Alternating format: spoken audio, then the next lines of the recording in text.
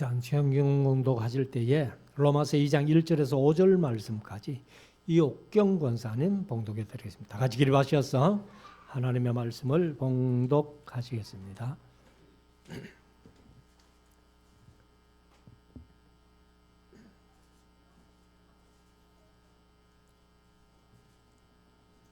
그러므로 남을 판단하는 사람아, 물론 누구든지 너가 핑계치 못할 것은 남을 판단하는 것으로 너가 너를 정죄함이니 판단하는 너가 같은 일을 행함이니라.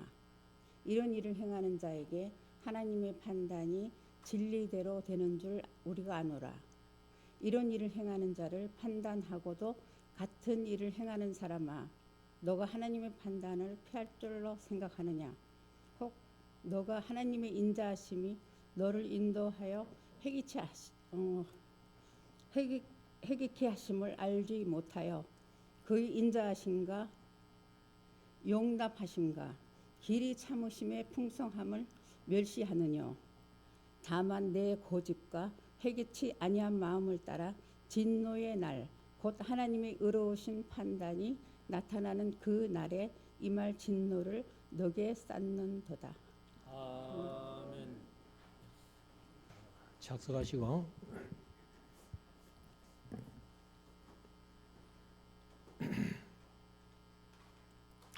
이제 우리 하나님의 말씀을 묵상하는 시간인데요. 오늘은 로마서 2장 1절부터 29절까지 있는 말씀을 우리가 함께 묵상하기를 원합니다.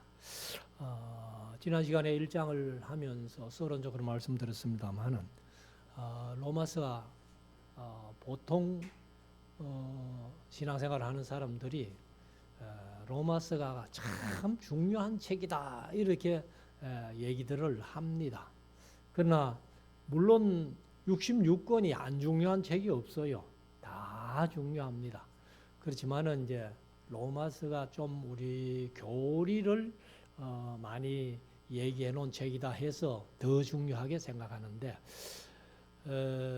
사실 이제 서신서를 분류하면은 교리서는 로마서뿐만 아니에요. 에베소서나 골로새서나 요한 1서 같은 것들도 교리적인 상당한 부분들을 얘기를 하고 있기 때문에 우리가 이제 서신서를 분류할 때에 교리서신으로 그렇게 로마서, 에베소서, 골로새서, 요한 1서를 분류하는 것을 우리가 함께 공부를 했습니다. 오늘 이제 로마서 2장 1장에서는 복음에 대해서 그렇게 얘기를 했고요. 그 다음에 이제 이 믿지 않는 사람들이 이 하나님께서 만물을 주신 것만 해도 충분히 하나님을 인지하고 믿을 수 있다는 겁니다.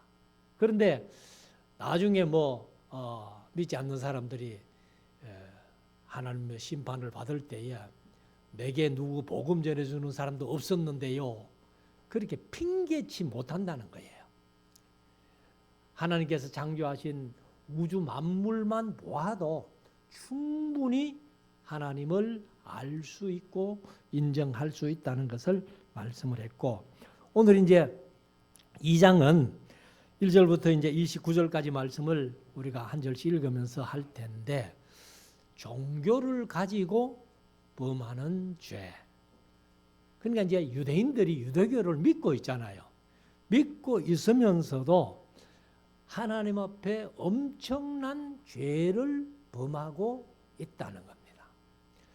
그러면 오늘날 저와 여러분들이 이렇게 신앙생활 하면서 주일마다 모여가지고 예배 드리면서 이렇게 살고 있습니다만은, 그러나 저와 여러분들도 여전히 신앙을 가지고 있지만은 세상 살아가면서 죄를 범할 수 있다 하는 것을 이제 우리가 한번 생각을 해 보아야 할 것입니다. 그래서 어떤 죄를 어떻게 범하는지 종교를 가지고도 얼마든지 죄를 지을 수 있다는 것을 이제 1절부터 한번 읽으면서 한번 봅시다. 그러므로 남을 판단하는 사람아. 판단한다는 것은 정죄한다 혹은 재판한다 그런 뜻입니다. 그래서 제가 욥기를 이제 강의하면서 하나님의 말씀을 인용한다 할지라도 다른 사람을 정죄하는 일, 그것은 잘못된 것이다. 그렇게 제가 말씀을 드렸습니다. 그래서 여기도 이제 남을 판단한다는 것이 남을 정죄하고 비판하고 그렇게 판단하는 그런 것들을 이제 얘기를 하는데, 물론 누구든지 네가 핑계치 못할 것은 남을 판단한 것으로 네가 너를 정죄함이니 판단하는 네가 같은 일을 행함이니라. 그러니까 다른 사람이 어떤 일을 할 때에 저 사람 저런 죄를 짓네 하고는 정죄를 하는 겁니다. 그런데 사실 나도 똑같이 그런 죄를 범하면서 남을 판단하고 정죄한다는 거예요.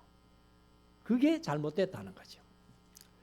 그래서 우리가 남을 흉을 보거나 뭐 비판하거나 정죄하는 일 절대로 하면 안 돼요.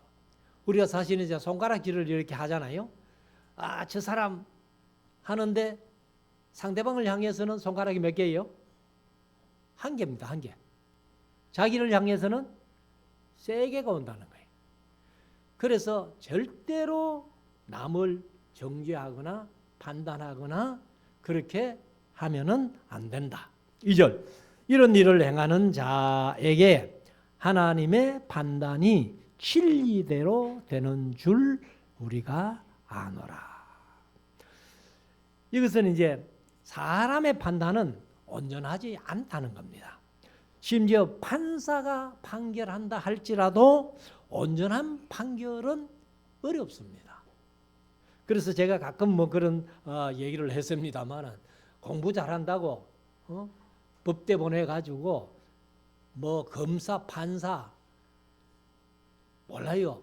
세상 살아가면서는 돈 좀 더 받고 권력이 있어가지고 될지는 모르는데 하나님 앞에 가면은요 아마 판사나 검사들이 훨씬 남을 많이 정죄했고 이런 또 판결을 바로 하지 못했기 때문에 하나님의 심판이 크지 않겠나. 저는 그렇게 개인적으로 생각을 해봅니다. 그래서 사람들의 판결은 온전하지 못하니까 나중에 이제 요한계시록 20장에 백보자 심판이라는 것을 마지막으로 하게 되는데 그 하나님의 심판은 온전한 심판을 한다는 거예요. 그래서 뭐대로? 하나님의 판단이 진리대로. 진리가 뭐예요? 말씀이에요. 그러니까 말씀대로 하나님이 심판하시고 판단해 주실 것을 이제 말씀을 하고 있습니다. 그래서 전도서 3장 16절에 보면 이런 말씀이 있습니다. 내가 해 아래서 또 보건대 재판하는 곳에 악이 있고 재판하는 곳에도 악이 있다는 거예요.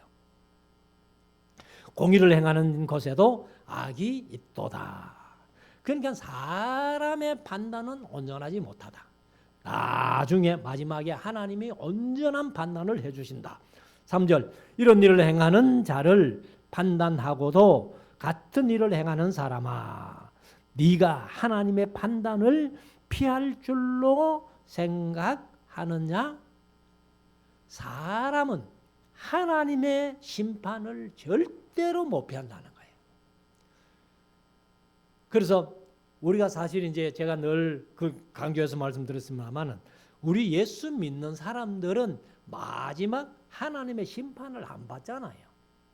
그래서 우리 믿는 자들에게는 보상하는 날, 믿지 않는 사람들에게는 심판에서 보응하는 날, 이렇게 말씀드렸습니다.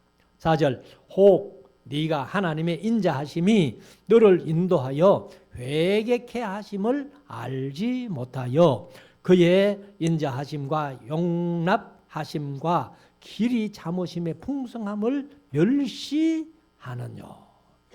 그러니까 하나님이 그 인자하심과 또 회개케 하시는 일을 알지 못하여 그 인자하시고 용납하심을 또 길이 참으시는 것을 네가 알지 못한다는 거예요. 그걸 오히려 멸시한다는 겁니다. 그래서 우리가 사실은 믿음이라는 것이 사실 이제 오후에 3장에 의인은 없나니 하나도 없다고 그렇게 말씀하시는데 사실 이 사람의 행위로는 의인이 하나도 없는 거예요. 그러나 이제 3장, 4장 두 군데를 거듭 말씀하시면서 믿음으로 우리가 하나님을 믿음으로 예수 그리스도를 믿음으로 의롭다 칭해 주시는 거예요. 그래서 우리가 칭의 그렇게 얘기합니다. 칭의. 하나님이 우리를 예수 믿음으로 말미암아 하나님을 믿음으로 말미암아 의롭다고 칭해 주시는 거예요. 칭의. 그렇게 하는 건데 그래서 5절에 가면은 다만 내 고집과 회개치 아니한 마음을 따라 진노의 날 곧 하나님의 의로우신 판단이 나타나는 그날에 이 말 진노를 네게 쌓는도다. 그러니까 하나님이 마지막 백보자 심판 때 이것을 다 판단하시고 그리고 이제 믿지 않는 자들에게는 요한계시록 16장에 진노의 7 대접을 쏟으면서 그 진노가 그들에게 임한다는 거예요. 그러니까 제가 늘 말씀드려 왔습니다만 하나님이 예수 그리스도가 이 세상에 초림하심으로 말미암아 하나님은 아무도 심판하지 않았어요. 그게 요한복음 5장 22절이잖아요. 아버지께서는 아무도 심판하지 아니하시고 그 심판을 누구에게 맡겼어요? 그 아들에게 맡겼다는 거예요. 그리고 이제 예수님이 이 세상에 조림하심으로 말미암아 요한복음 3장 17절에 보면은 아버지께서는 아무도 심판하지 아니하시고 그 심판을 다 맡기셨는데 그 예수 그리스도를 세상에 보내신 것은 세상을 심판하기 위해서 보낸 것이 아니라 바로 구원하기 위해서 보냈다. 이렇게 요한복음 3장 17절에 말씀하셨고 요한복음 12장 47절에 가면은 예수님도 친히 자신이 말씀하시는데 내가 세상에 온 것은 세상을 심판하기 위해서 온 게 아니라 구원하기 위해서 왔다. 이렇게 말씀하시거든요. 그러니까 지금 세상에 악인들이 얼마나 많아요. 그 사람들을 즉각 그냥 심판해버린다면 얼마나 좋겠어요. 그런데 하나님은 그렇게 안 하신다는 거예요.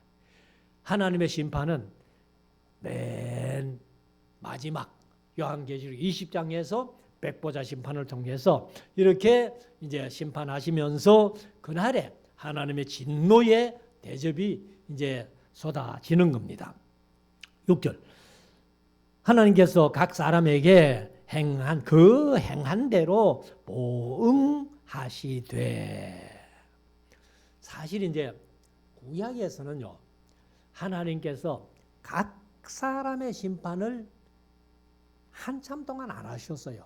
한참 동안 안 하셨는데 언제부터 하나님께서 각 사람에게 행한 대로 심판하겠다고 말씀하시는 거 하면은 구약에서는 딱 한 번 나옵니다. 에스겔서 18장에 보면은 18장 30절에 나 주 여호와가 말하노라 이스라엘 족속아 내가 너희 각 사람의 행한 대로 국문할지라. 각 사람의 행한 대로 국문할지라. 왜 이 말씀이 나오는가 하면은 이스라엘 백성들이 자기들은 죄가 없다는 거예요. 자기가 죄가 없고 그래서 속담을 얘기를 하면서 이스라엘 속담이 아비가 포도를 많이 먹었는데 아들의 이가 시다는 거예요. 그럴 수 있어요? 아버지가 포도를 너무 많이 먹었는데 아버지의 이빨은 안 쓰고 아들의 이가 시다는 거예요. 그러니까 이스라엘 백성들이 아이고 그 속담이 딱 맞네. 우리 조상들이 하나님 앞에 온갖 죄를 다 저질렀는데 우리가 이렇게 당하네. 이런 소리를 해대니까 하나님께서 에스겔을 통해 가지고 야 임마 그게 아니야. 나는 각 사람의 행한 대로 심판하는 거야. 공문하는 거야. 이렇게 말씀을 하셨습니다. 그리고 이제 신약에서는 마태복음 16장 27절에 그때에 각 사람의 행한 대로 갚으리라. 로마서 2장 6절 오늘 말씀에 하나님께서 각 사람에게 행한 대로 보응하시되 베드로전서 1장 17절에도 외모로 보지 아니하고 않고 각 사람의 행위대로 판단하시는 자를 너희가 아버지라 부른즉 요한계시록 2장 23절에도 내가 너희 각 사람의 행위대로 갚아주리라 이렇게 말씀을 하십니다. 그래서 신약에서는 이제 4번씩이나 각 사람의 행위대로 행한 대로. 근데 구약에는 에스겔서 18장에 한 번 각 사람의 행한 대로 구문하겠다 이렇게 말씀을 했습니다. 그래서 이 각 사람의 행한 대로 하는 것은 헬라어로는 헤카스토스라는 말인데 각자에게 행한 대로 갚아주신다는 거예요. 그러니까 뭐 누구 때문에 핑계댈 수 없는 거예요. 7절 참고 선을 행하여 영광과 존귀와 섞지 아니함을 구하는 자에게는 영생으로 하시고. 그러니까 이제 갚아주시는데 선을 행한 자 그리고 영광과 존귀와 섞지 아니함을 구하는 자. 쉽게 말하면은 바로 예수 믿는 사람들, 믿음으로 의롭다 하심을 받은 사람들, 그들에게는 뭘로 갚아주신다고? 영생으로 갚아준다는 거예요. 근데 제가 늘 그런 말씀 자주 들었습니다만 사실 불신자들도 영생하잖아요. 불신자들은 영생 안 하고 그냥 이 세상 죽음으로 끝납니까? 아니잖아요. 그런데 불신자들은 오히려 죽는 것보다 더 고통스러운 지옥불에 들어가니까 그건 영생이라고 할 수 없는 거예요. 그래서 우리는 천국에서 영생하는 것이고 불신자들은 지옥에서 영생합니다. 그런데 지옥이요 얼마나 고통스러운지 그래서 불신자들의 심판을 둘째 사망이라 이렇게 번역해요. 그래서 우리가 믿음으로 구원을 얻는다 하는 말은 이건 어떻게 보면 좀 잘못된 말입니다. 제가 늘 말씀드렸죠. 믿음으로 구원 얻는 건 맞아요. 성경이 그렇게 말씀해요. 그러나 믿음보다 우리 구원의 선행 요건이 뭐라고요? 바로 에베소서 2장 8절에 하나님의 은혜라는 겁니다. 하나님의 은혜. 하나님의 은혜를 인하여 믿음으로 말미암아 너희가 구원을 얻었다. 근데 그 구원이 바로 하나님의 선물이라는 거예요. 우리는 하나님의 그 큰 선물을 받았다는 겁니다. 그리고 8절에 가면 오직 당을 지어 진리를 좇지 아니하고 불의를 좇는 자에게는 노와 분으로 하시리라. 여기에 이제 당을 지어 이렇게 표현을 하는데 진리를 따라가야지 당을 짓는 것은 안 좋단 말이에요. 요즘도 뭐 우리나라가 시끄럽기 때문에 이제 뭐 탄핵 찬성파, 탄핵 반대파 이래가 당을 지어가지고 막 큰 나라가 시끄러운데 사실 그런 거는 별로 안 좋아요. 그래서 진리를 좇지 아니하고 우리 믿는 사람들은요 어떤 어떤 경우에라도 말씀에 비추어 봐야 된다는 거예요. 말씀에. 성경 66권을 우리에게 주셨으니까 그 말씀에 비추어 봐가지고 말씀대로 우리가 살아가는 겁니다. 그래서 자주 말씀드렸습니다마는 우리나라의 국법도 우리 신앙 양심으로는 지키지 않아야 될 법이 많다는 거예요. 그러니까 우리가 국법 지키기 위해서 하나님의 말씀을 버릴 거냐? 절대로 그럴 수 없다는 거예요. 우리 믿는 사람들은. 어떤 불이익이 있더라도 우리는 말씀 쫓아가야 된다. 말씀이 우선이라는 거예요. 그래서 여기 당을 짓는 것은 별로 안 좋습니다. 그래서 우리가 이 세상을 살아가면서 어떻게든지 하나님의 말씀 중심에서 그렇게 살아가야 된다. 9절 악을 행하는 각 사람의 영에게 환난과 공고가 있으리니. 그러면 이제 여기 악을 행하는 각 사람의 영에게 이렇게 했는데 이게 이제 헬라어로는 푸시케라는 말인데 푸시케가 뭐냐 하면은 영혼 혹은 목숨, 생명 이렇게 얘기를 합니다. 우리 사실 이제 인간을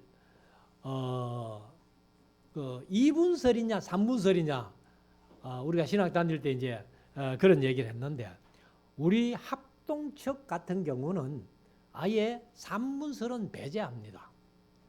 그러면 이제 통합적 같은 경우는 또 3분설을 얘기를 해요. 그래서 노우호 목사님이 이제 뭐 성경을 많이 가르쳤기 때문에 저도 뭐 그런 영향을 받아가지고 지금 대학 설교를 하고 강좌를 하고 목회를 하고 있지만은 노 목사님이 이런 얘기를 전부 3분설로 얘기를 해요. 영과 혼과 육이라는 거예요. 그런데 영혼을 따로 분리하지 말고 영혼 하면 돼요. 영혼과 육체 이렇게 우리 합동측은 2분설을 얘기를 합니다. 그런데 통합측은 영혼, 육을 3분설로 얘기를 해요. 그래서 여기 이제 푸시케라는 말이 영혼 막 이렇게 하면 됩니다. 그래서 영혼에게 환난과 공고가 있다. 그러니까 마지막으로 그 하나님의 진노가 그들에게 쏟아진다. 그래서 악을 행하는 각 사람의 영에게 환난과 공고가 있으리니 첫째는 유대인에게요 또한 헬라인에게며. 그러니까 헬라인이 꼭 유대인과 헬라인 두 민족만 그 하나님의 심판받는 게 아니라 헬라인은요 이방인의 대표예요. 그러니까 유대인과 이방인 그 사람들도 다 하나님의 진노의 심판을 받게 된다. 10절 선을 행하는 각 사람에게는 영광과 존귀와 평강이 있으리니 첫째는 유대인에게요 또한 헬라인에게라. 그러니까 유대인이나 헬라인이나 구별 없이 심판도 하고 또 이 존귀와 영광으로 평강으로 채워주시는 은혜 주시는 그런 하나님의 그 보상과 보응이 각 사람에게 다 있다는 거예요. 그러니까 우리가 어설프게 그냥 나는 뭐 믿으니까 천국 가겠지 그런 생각을 버려야 됩니다. 제가 자주 강조했습니다마는 믿음이라는 말이 이게 헬라어로는 피스티스라는 명사도 있고 피스토스라는 형용사도 있고 피스투요라는 동사도 있는데 그냥 주여 믿습니다 이게 믿음이 아니에요. 그래서 요한복음을 제가 예를 들어서 말씀드리면서 요한복음에는 믿음이라는 말이 전부 동사로 쓰여졌다는 거예요. 그래서 믿음은 움직이는 거예요. 야고보서에는 행함이 없는 믿음은 죽은 믿음이라고 그렇게까지 표현을 했습니다.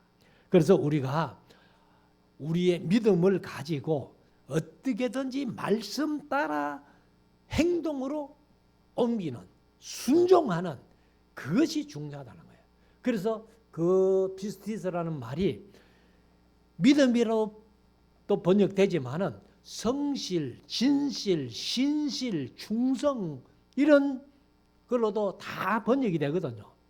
그러면은 꼭 믿음으로 번역해서니까 믿음으로 구원 얻는다 되겠지만은 그 피스티스를 만약에 충성으로 번역하면은 충성해야 믿음 구원을 얻는다. 신실로 번역하면은 신실해야 구원을 얻는다. 이렇게도 할 수 있다는 거예요. 그냥 우리가 얄팍한 그냥 주여 믿습니다 하는 그 믿음 가지고는 구원 얻는다는 보장이 없다는 겁니다. 자, 11절. 이는 하나님께서 외모로 사람을 취하지 아니하심이니라. 그러니까 하나님은 외모를 취하는 것이 아니라 각자의 마음을 보신다는 겁니다. 12절. 무릇 율법 없이 범한 자는 또한 율법 없이 망하고 율법이 있고 범죄한 자는 율법으로 말미암아 심판을 받으리라. 그러니까 나는 율법을 몰랐었기 때문에 내 잘못이 뭔지를 몰라서요. 그것도 안 된다는 겁니다. 또 율법을 받은 사람들은 율법에 분명히 얘기를 했기 때문에 율법 없이 심판받는 자도 있고 율법으로 심판받는 자도 있다는 겁니다. 13절. 하나님 앞에서는 율법을 듣는 자가 의인이 아니요 오직 율법을 행하는 자라야 의롭다 하심을 얻으리니. 이것은 당연한 말씀 아니에요. 그래서 보통 이제 우리가 복음주의 그렇게 얘기를 하는데 복음주의자들은 율법은 폐했기 때문에 신약 시대는 율법을 지킬 필요 없어 이렇게 얘기를 합니다만 제가 강의하면서 자주 강조해서 말씀드렸습니다만 율법 폐기론자도 이단이고 율법주의도 이단이에요. 그래서 우리는 신약을 살아가면서 예수님께서 말씀하신 대로 내가 율법이나 선지자를 폐하러 온 줄로 생각하지 말아라. 폐하러 온 것이 아니라 완전케 하러 왔다. 그래서 완전케 해놓은 율법, 그게 신약이라는 거예요. 그래서 완전케 해놓은 율법을 지켜야만이 그게 의롭다함을 받는 겁니다. 14절. 율법 없는 이방인이 요거 이제 갈로를 해놨잖아요. 요거는 이제 사본 할 때 좀 추가로 설명해 놓은 겁니다. 원문은 없고. 그래서 율법 없는 이방인이 본성으로 율법의 일을 행할 때는 이 사람은 율법이 없어도 자기에게 율법이 되나니. 이게 뭐냐 하면은 하나님께서 기본적인 양심이라는 것을 주셨다는 거예요. 그 양심으로 판단해서 이게 잘못됐네. 그렇게 얼마든지 알 수 있는 우리가 컴퓨터로 말하면 기본 메모리가 있다는 거예요. 그래서 이런 사람들 이제 바로 율법 없는 사람들이 나는 율법 몰랐기 때문에 그게 말이 안 된다는 거예요. 15절. 이런 이들은 그 양심이 증거가 되어 그 생각들이 서로 혹은 송사하며 혹은 변명하며 그 마음에 새긴 율법의 행위를 나타내느니라 하고 이제 관로를 해가지고 이거는 이제 원본은 없고 4번 할 때에 추가로 설명해 놓은 겁니다. 그러니까 하나님이 양심이라는 것을 기본 메모리로 주셨기 때문에 율법 없어도 율법대로 못 산 사람들은 자기 양심이 자기를 심판한다는 거예요. 16절. 곧 내 복음에 이런 바와 같이 하나님이 예수 그리스도로 말미암아 사람들의 은밀한 것을 심판하시는 그 날이라. 이 날이 언제요? 바로 마지막 심판대. 요한계시록 20장에 나오는 17절. 유대인이라 칭하는 네가 율법을 의지하며 하나님을 자랑하며 율법의 교훈을 받아 하나님의 뜻을 알고 지극히 선한 것을 좋게 여기며 네가 율법에 있는 지식과 진리의 규모를 가진 자로서 소경의 길을 인도하는 자요 어두움에 있는 자의 빛이요. 그러니까 이제 소경을 인도하는 자고 어둠에 있는 자의 빛이요. 네가 율법에 있는 지식과 개역 개정은 이제 이게 절수가 19절 20절이 좀 이게 개역 개정하고 비교해 보니까 이게 좀 달라요. 그래서 여기 이제 개역 개정 같은 경우는 맹인의 길을 인도하는 자요 어둠에 있는 자의 빛이요 여기까지가 19절이고 이제 20절에 가면은 율법에 있는 지식과 진리의 모든 모범을 가진 자로서 어리석은 자의 교사요 어린 아이의 선생이라고 믿으니 하고 이제 요게 절수가 조금 이렇게 차이가 납니다. 그래서 이제 두 절을 보태면은 똑같아요. 그런데 이제 개역개정과 개역성경은 이제 절수가 조금 있는데 20절에 가면은 어리석은 자의 훈도요.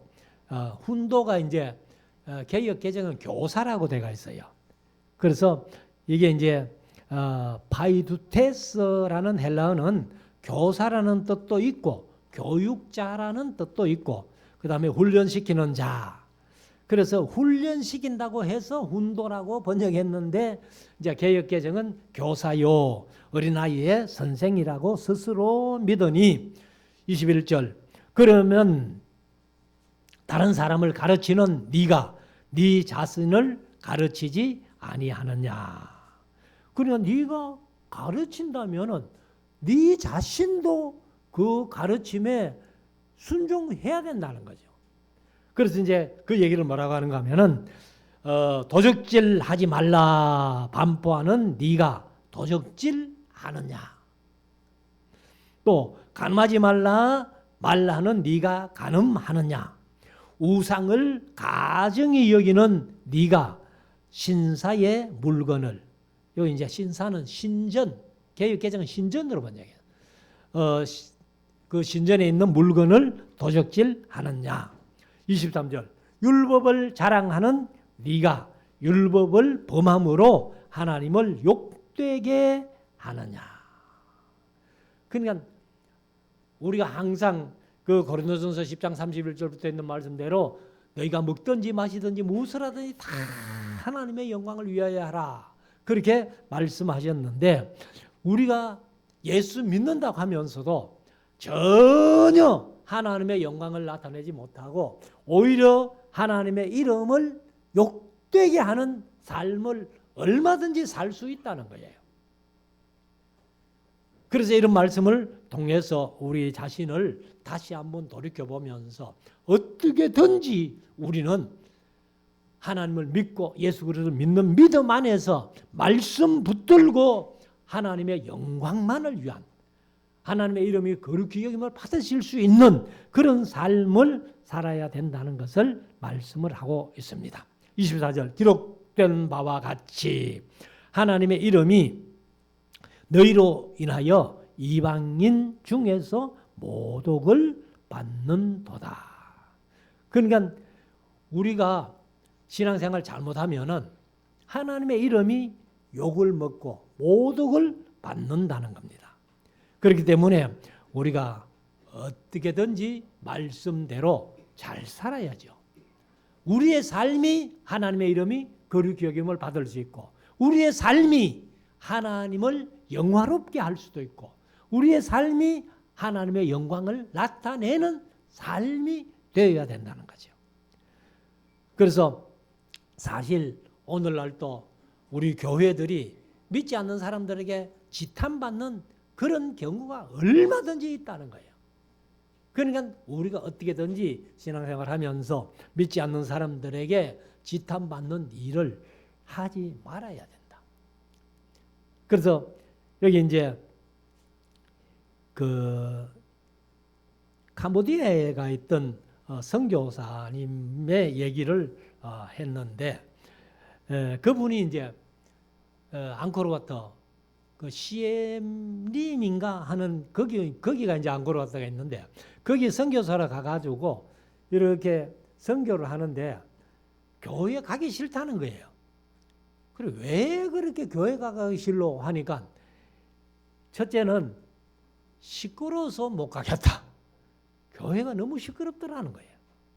근데 지금요 선교지에 가보면은 복음을 가지고 가르치고 성경을 가르치고 해야 되는데 성경은 뒷전이고 전부 찬양으로만 그냥 네팔도 그렇고 필리핀도 그렇고 베트남도 그렇고 제가 가본 데는 다 그래요. 그래서 교회가 너무 시끄러워서 못 가겠다. 또 어떤 사람들은 교회 가니까 너무 헌금을 강조하더라.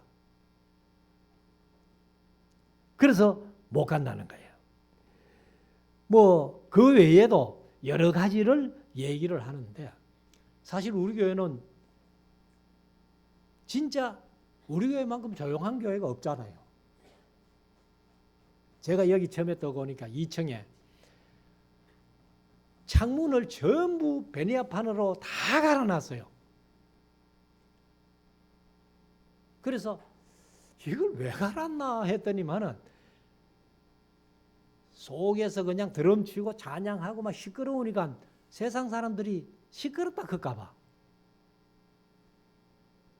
그래서 내가 다 떼버렸어요. 그리고 여기 드럼 하나 괜찮은 게 있길래 우리 친구한테 야 드럼 하나 갖고 갈래 했더니만은 좋다고 갖고 가더라고. 드럼 줘버렸죠. 그래서 시끄러운 것도 우리 교회는 뭐 어디 가도 몰라요. 여기 주위 사람들이 뭐라고 판단할지는 모르겠습니다만은 아무리 창문 열어놓고 예배해도 아마 세상 사람들이 시끄럽다는 소리 안 할 거예요. 그리고 제가 대하설교하면서 헌금 부분 나오는 부분만 헌금 얘기하지 절대로 뭐 헌금 강조 안 하죠. 그리고 또 뭐 마음에 거리끼면서 헌금하지 말라고 제가 그런 말씀도 드렸잖아요. 자, 25절. 네가 율법을 행한즉 할례가 유익하나 만일 율법을 범한즉 할례가 무할례가 되느니라. 유대인들이 난지 8일 만에 다 할례 받잖아요. 할례를 받는데 그런데 유대인들이 율법대로 살면은 그 할례 받은 것이 유익하고 좋지만은 율법을 범하면은 할례 받은 것도 아무것도 아니라는 거예요. 오히려 무할례가 된다는 거예요. 그래서 26절에 그런즉 무할례자가 율법의 제도를 지키면 그 무할례를 할례와 같이 여길 것이 아니냐. 할례 받지 않은 사람이라도 율법을 지키고 산다면은 그 사람을 할례자로 인정할 수 있다는 거예요. 그러니까 우리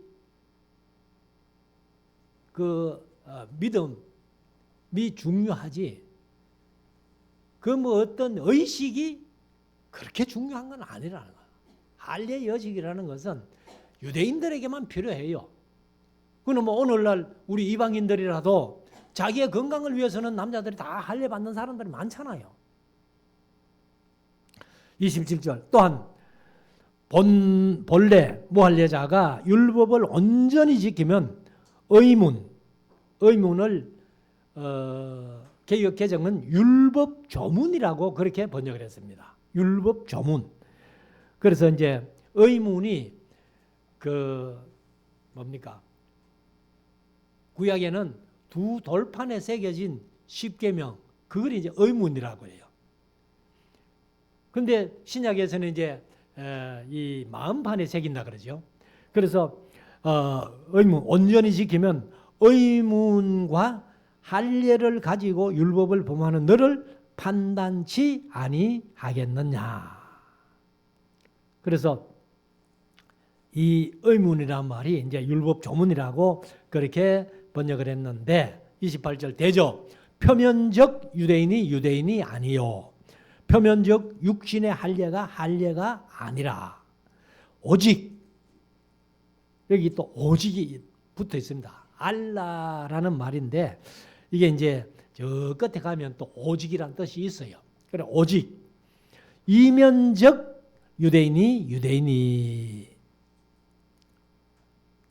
유대인이고 할례는 마음에 할지니 신령에 있고 의문 율법 조문에 있지 아니한 것이라. 그래서 문자에 있다고 해가지고 할례를 받았다고 할례자가 아니라는 거예요.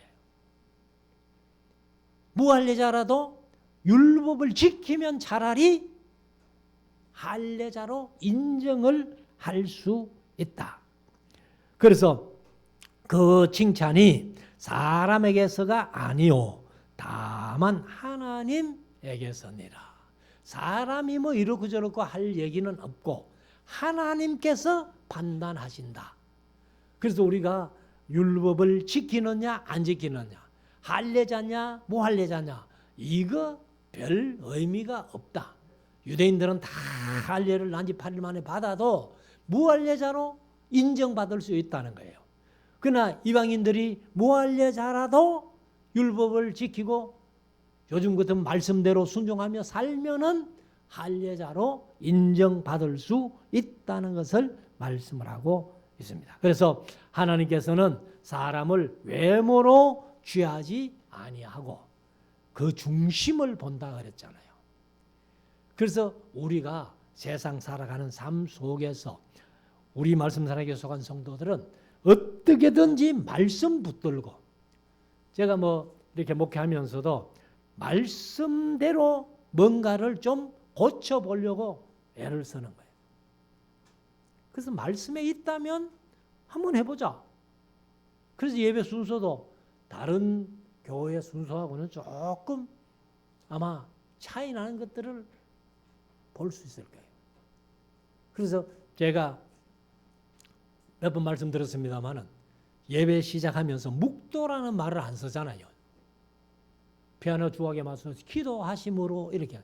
보통 보면은 피아노 주악에 맞춰서 묵도하심으로 예배 시작했습니다. 근데 그 얘기를 안 들었으면 제가 묵도라는 말을 지금 아마 쓸 거예요. 근데 듣고 나니까 못 쓰겠더라고.